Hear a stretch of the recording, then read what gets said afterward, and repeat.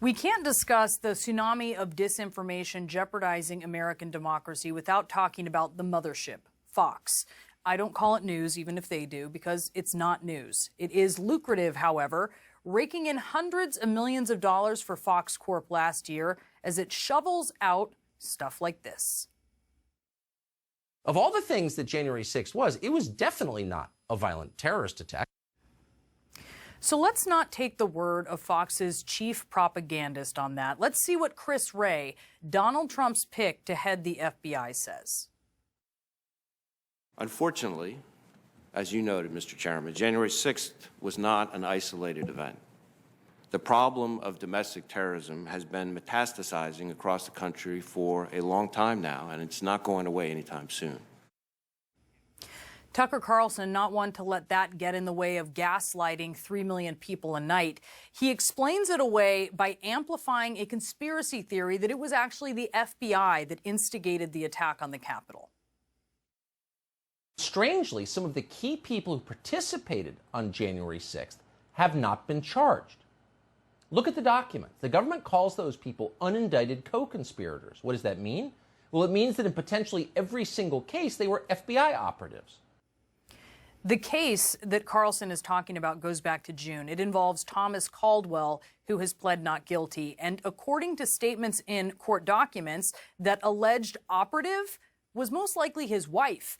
And you'd think that Carlson would know this. After all, he interviewed Caldwell and his wife not once but twice. The second time for a 50-minute-long interview, 5-0.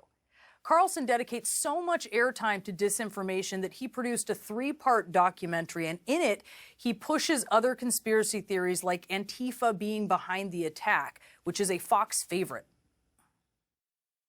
There were likely not all Trump supporters, and there are some reports that Antifa sympathizers may have been sprinkled throughout the crowd. We also knew that there's always bad actors that will infiltrate large crowds.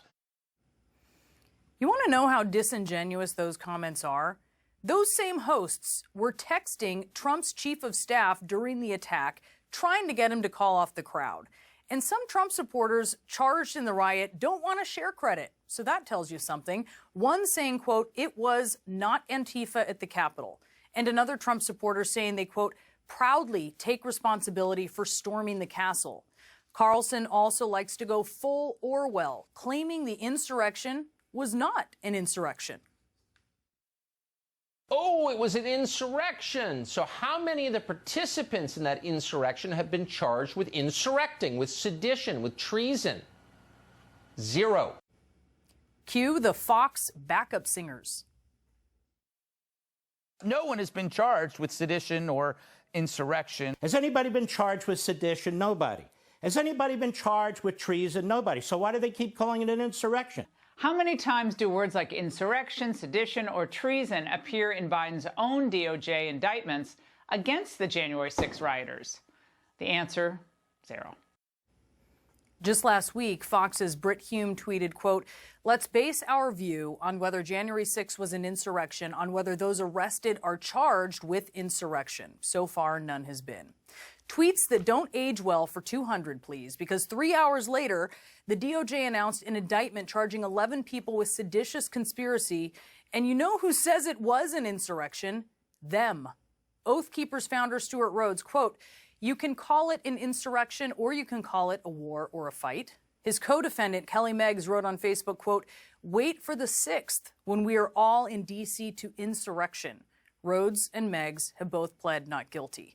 Still, alleged insurrectionists have a greater handle on the truth than their biggest cheerleader, who, according to a federal judge, can't be trusted farther than he can throw his pom-poms. Fox's own lawyers argued as much in a defamation suit against the network. Successfully, they argued. The judge in that case quoting their apparently convincing argument, quote, the general tenor of the show should then inform a viewer that he is not stating actual facts about the topics he discusses and is instead engaging in exaggeration and non-literal commentary. And Fox's own lawyers argued that any reasonable viewers arrive with an appropriate amount of skepticism about the statements that Tucker Carlson makes. Wishful thinking, perhaps, because according to Pew Research, Republicans predominantly get their political news from Fox, far more than from any other right-wing cable channels. When Ted Cruz needs the biggest audience possible to self-flagellate for referring to January 6th as terrorism, where does he go?